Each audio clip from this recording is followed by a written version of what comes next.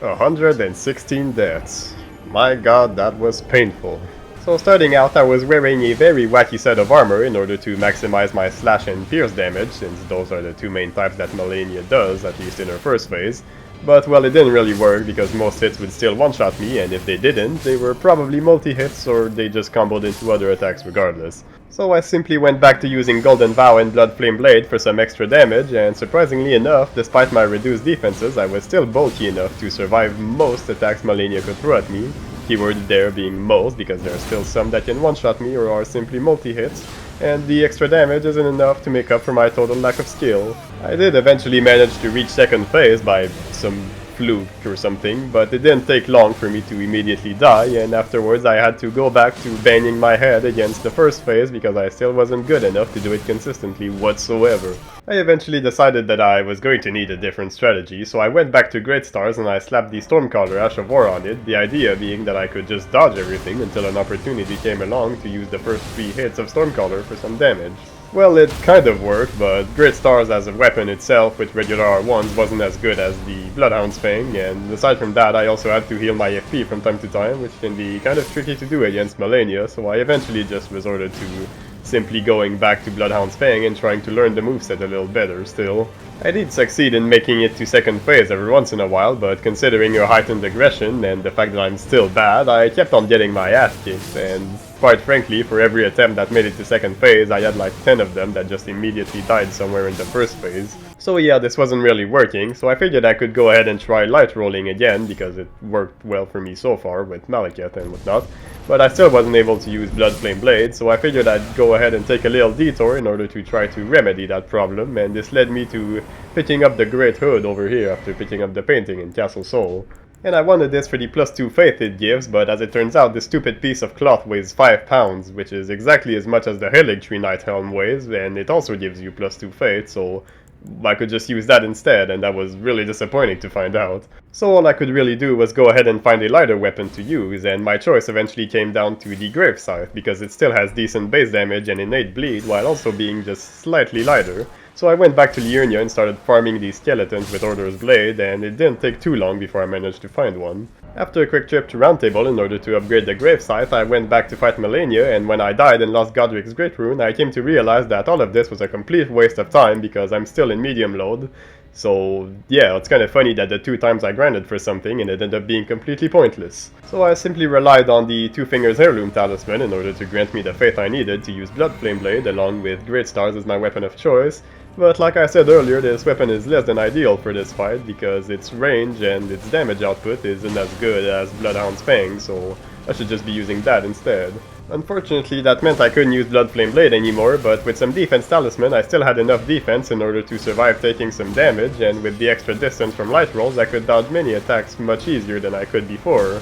So now I only have one thing to deal with in order to get good at phase 1, and that's dealing with Waterfowl Dance. Because of course it would be Waterfowl Dance, what else did you think it was going to be? Especially after seeing all the times I died to it in the montage. So the problem is simple, if Malenia uses Waterfowl Dance when I'm point blank in her face, I die, because I don't know how to dodge it unless I get stupidly lucky. But I kinda need to be close in order to, like, actually hit her and deal damage. And that's when she can just use Waterfowl Dance whenever the hell she wants. So I need to find a way to hit her from afar, or to hit her and then bail the hell out immediately. And my option for that was Bloodhound's Finesse. The first part of Bloodhound's Finesse causes your character to jump backwards a fair distance, and that's more than enough to run away from the first part of Waterfowl Dance, and that's really all you need. You can run away from the second part as well, but you can also just rope through it if you need to. That said, you do still need to be careful, because sometimes she'll use a super armor move immediately after, and then you'll just immediately die. But now that I figured out a way to get consistent at phase 1, all I have to do is to find a way to get consistent at phase 2 and all its wacky gimmicks.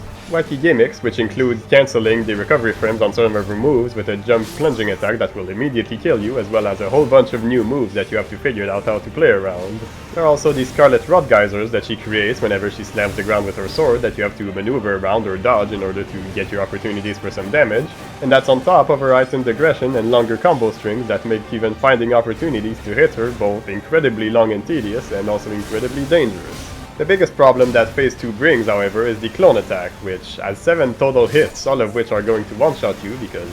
of course they would, at least if you have no armor, and some of them are incredibly tricky to dodge. The main ones are the 5th and 6th clones, which are timed incredibly awkwardly, where if you try to dodge one, you'll probably end up getting hit by the other one unless your dodge timing is godlike or you're simply too far away for them to actually hit you. Really, the best option to dodge it is simply to run the hell away as fast as you can the moment she starts it up, and in order to help with consistency, or at least to not immediately die every time she uses it, I started saving my flask for the second phase exclusively and put the Opaline bubble tier in it, so that way I could survive the attack at least once if I screwed it up. After roughly 2.5 to 3 hours worth of attempts, I started getting really good at phase 1, and at this point all I had to do was wait for her to give me some opportunities in order to smack her with some R1s. Light rolls made this a lot easier, since that way I didn't have to think so much about which direction to roll, since I could basically just roll backwards all the time. And once her health fell below a certain threshold where she could start using Waterfowl Dance, I would almost exclusively rely on Bloodhound's Finesse to deal some damage. After she'd use Waterfowl Dance, however, I'd start relying on R1s again for a bit, because I think there's a sort of buffer window where she can't use Waterfowl Dance for a certain period afterwards, so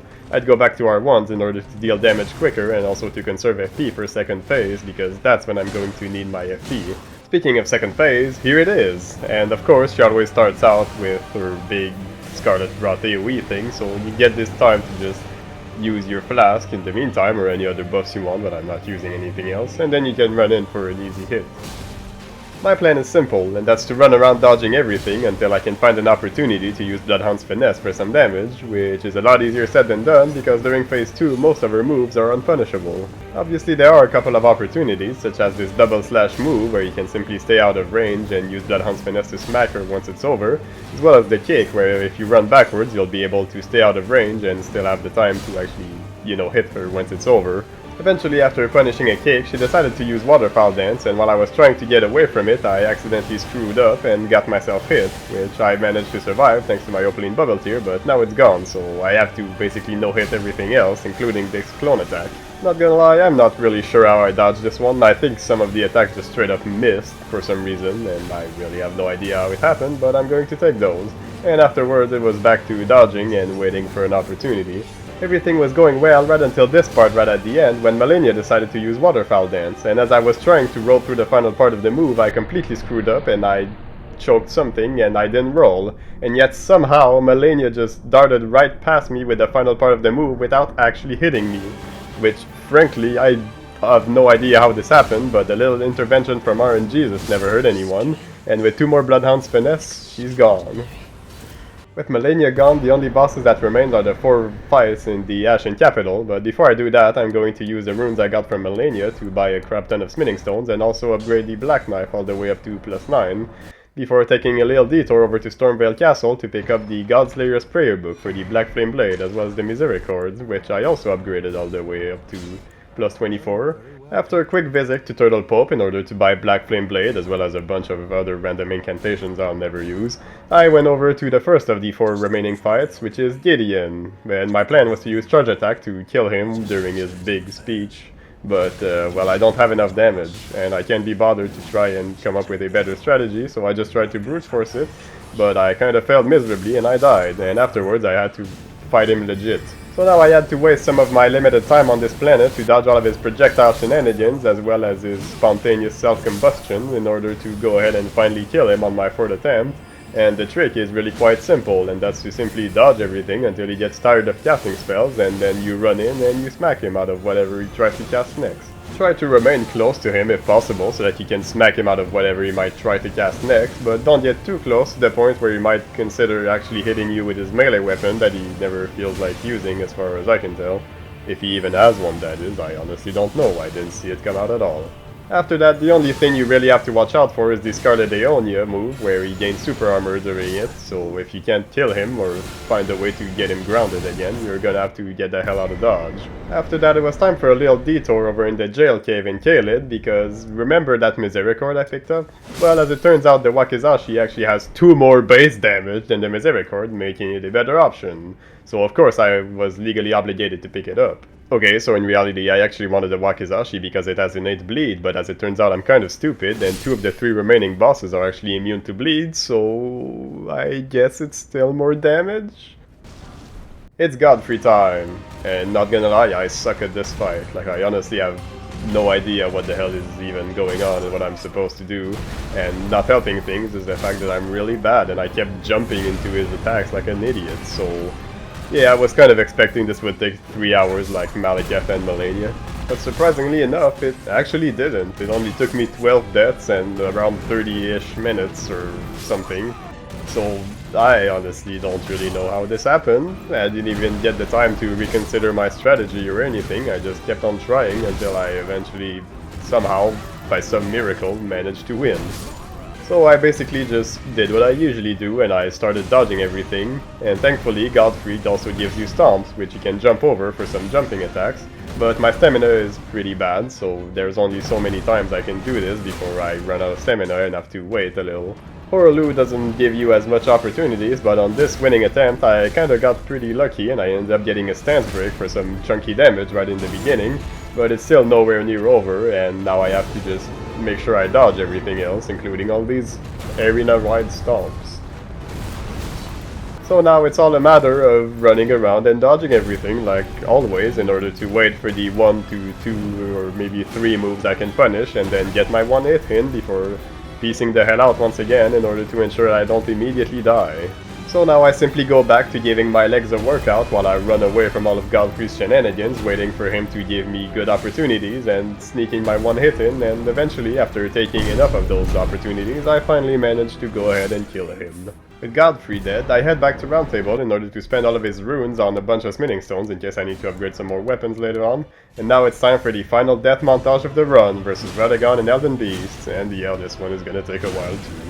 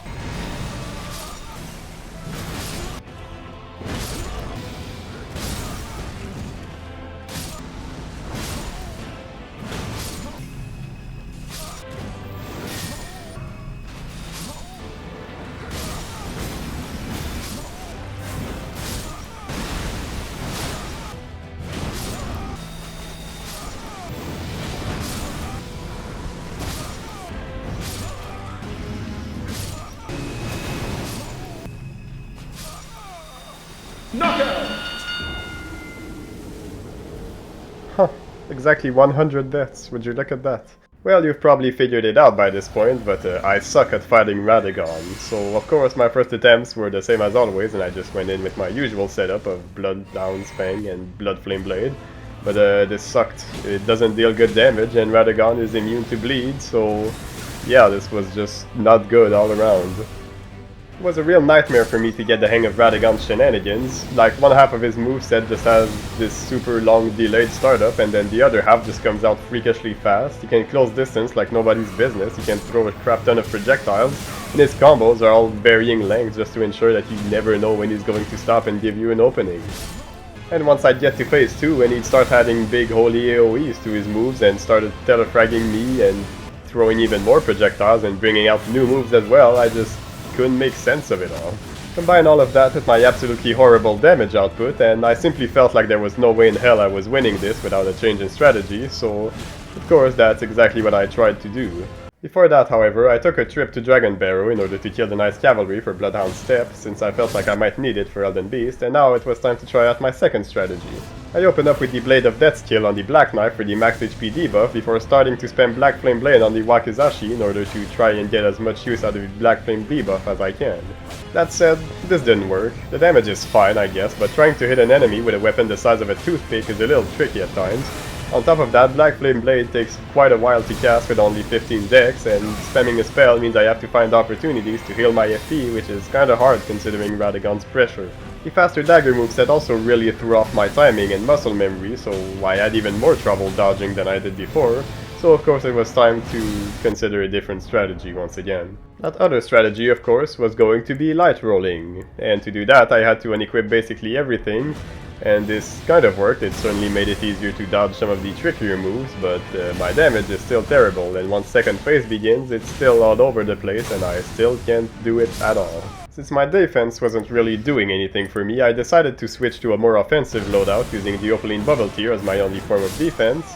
But then again, I'm still bad at dodging, so this really isn't doing me much of any favors because it doesn't take long for me to just get hit twice and die anyway. So eventually I decided to look up Radagon's weaknesses, and it turns out he's actually weak to strike, which kinda makes sense. So I went ahead and tried out Great Stars, which is way better for this fight, because every R1 deals like 500 damage instead of the 300-ish that Bloodhound's Fang does. And on top of that, being a great hammer, it also makes stance breaks a lot easier. It's so good in fact that my first attempt with Great Stars was also my first attempt I managed to beat Radagon and make it to Elden Beast, after probably over 2 hours worth of attempts, by the way. Now of course it didn't take long at all for me to just die and have to go back to fighting Radagon again, who managed to prove to me that my one win against him so far was really nothing more than a fluke, and that it was not just because Great Stars was that good for this. So I eventually went back to Round Table and finally upgraded Great Stars all the way up to plus 25, and while the extra damage was nice, it wasn't exactly enough.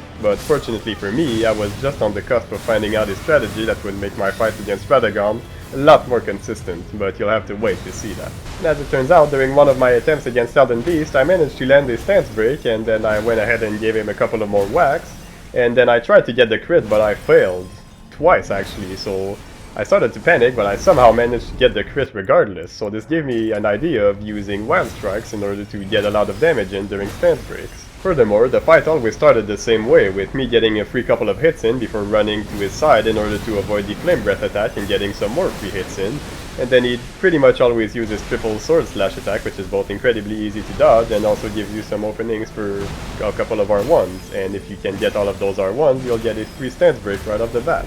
So the plan was simply to go for the stance break and then use Wild Strikes for a while before finally going for the crit in order to deal a crap ton of damage, and now the fight is significantly shorter.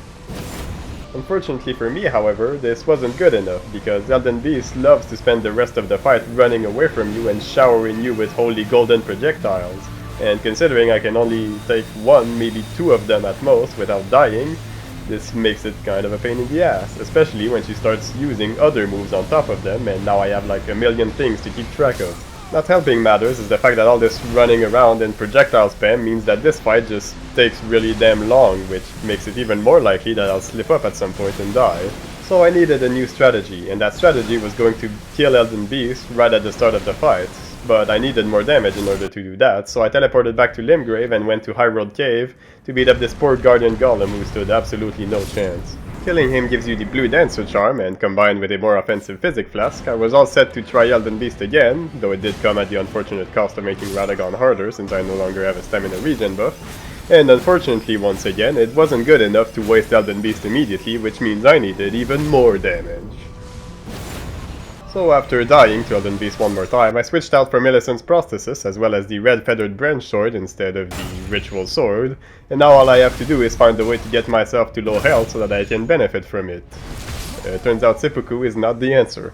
I also decided I was going to use the consecutive attack crystal tier, and I managed to lower myself into red feathered branch sword range by using Bloody Slash on a dagger, but unfortunately now there's a problem, and that's the fact that Elden Beast doesn't want to give me the triple slash right at the beginning so I can't get stance breaks anymore. Unfortunately there's also a second problem, and that's the fact that hitting opponents with Great Stars actually heals you, which means over the course of the Radagon fight I'd end up losing out on the red feathered branch sword buff by healing out of range, and I'd have to use a bit of time where Radagon is dying at the end to use Bloody Slash in order to get back into its range. And this was bad since I was planning on using that time in order to buff myself in case I needed more damage to waste Elden Beast. So now I needed another weapon, and I figured the Great Horn Hammer would be the perfect pick. It's also a Great Hammer, it deals strike damage, it has pretty much the exact same damage as Great Stars, and it even has the same requirements and weight. The problem is I need to farm these ancestral bastards down underground, and they only have a 2% chance of dropping it apparently, which means this is probably gonna suck and take forever, and I don't want to do it. I should probably just find a way to make it work with Great Stars, but well, I've already teleported down here, I might as well go ahead and kill some, see if I get one. Holy shit, it dropped. And on my first kill, no less. Okay, well I guess I'm going to use it then. So I went back to Roundtable to upgrade it all the way up to plus 25, and now I'm ready to fight Elden Beast again. Only problem is I still need a favorable pattern for this to work, and Elden Beast doesn't seem particularly interested in giving it to me. I'm guessing its AI is partly dependent on how much HP it's lost. However, it did eventually give me the triple slash immediately off the bat, but I didn't manage to actually land a stance break. I'm guessing because I missed one R1 and the time I spent running after it caused its poise to regen high enough that I wasn't able to land a stance break in time. At this point, however, I was still committed to my strategy because I didn't want to actually bother learning this fight, and I figured that all I needed was one good attempt, and after a while that's more or less what I got. The fight against Radagon went the same as usual, starting out with 3 R1s during the time he spends just walking for a little bit in the beginning, and after that it's a matter of dodging everything, when the pattern is still relatively simple to actually dodge, and landing a total of 8 R1s in order to get a stance break. Of course you still need to be careful and keep all the combo variations and timing of his moves in mind, but for me personally, at this point I've pretty much got it all figured out. Once you get the stance break, you can use an extra R1 before going for the crit, and afterwards you'll want to go for a charged R2, but not immediately, otherwise you'll just go straight through Radagon and do no damage at all. Then you can use one more R1, jump over the stomp with a jumping heavy, and then you can dodge the follow-up, before going for 2 more R1s in order to get another stance break and finish him off with a crit. If you need more damage, you can also go for another charged R2 after the second crit, and immediately after that, Radagon will transition into his big triple slam move, and you can actually get 4 R1s here, 1 in between the first and second strike, and 3 in between the second and third strikes. And now all I have left to do is to finally kill Elden Beast. I'll get a free opportunity for some damage right at the beginning, so I run in and use Wild Strikes immediately to get 5 hits in for some decent damage, and now I run to his side right up to his legs in order to dodge the Fire Breath opener and get even more hits in with Wild Strikes. Elden Beast then decides to swim away from me and uses his giant ring explosion thing, that's what I'm gonna call it I guess. And fun fact about this move, but if you look straight at Elden Beast, do a full 180-degree turn and start running in that direction, you'll generally end up pretty close to where it's going to respawn as far as I can tell. You know, assuming you go straight unlike me in this footage. After giving me another incredibly easy to dodge attack, Elden Beast finally gives me some mercy and goes for a couple of sword slashes, which is the perfect time for me to get some hits in and hopefully get a stance break as well. I try my damnedest to dodge all of their sword slashes and land as many R1s as I can possibly get away with in between all of these strikes, and I simply hope that it'll be good enough in order to land me the stance break I so covet, and as it turns out, right at the end, it was. Taking advantage of this opportunity, I go ahead and unleash a massive barrage of hits using Wild Strikes for over 6,000 damage before landing an almost 3,000 damage crit. After that, 2 more hits from Wild Strikes is all it takes to finally put down Elden Beast for good. And then I go ahead and celebrate this victory by drinking the entirety of both of my flasks.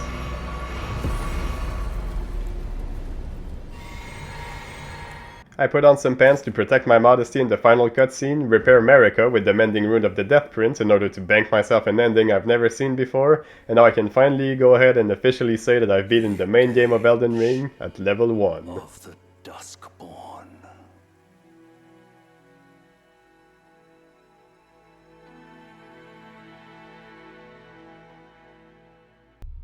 Hey, look at that, it's the part of the video that no one ever reaches. I watch my analytics sometimes, I know no one makes it past the 2-minute mark. Now to address the elephant in the room, just in case you haven't somehow figured it out by the title of the video already, but I'm not planning on heading into the DLC anytime soon. To be honest, I'm getting kind of tired of playing Elden Ring, and I'd rather not burn myself out too much on Elden Ring's combat, considering Night Rain is going to be releasing in like a month or two, and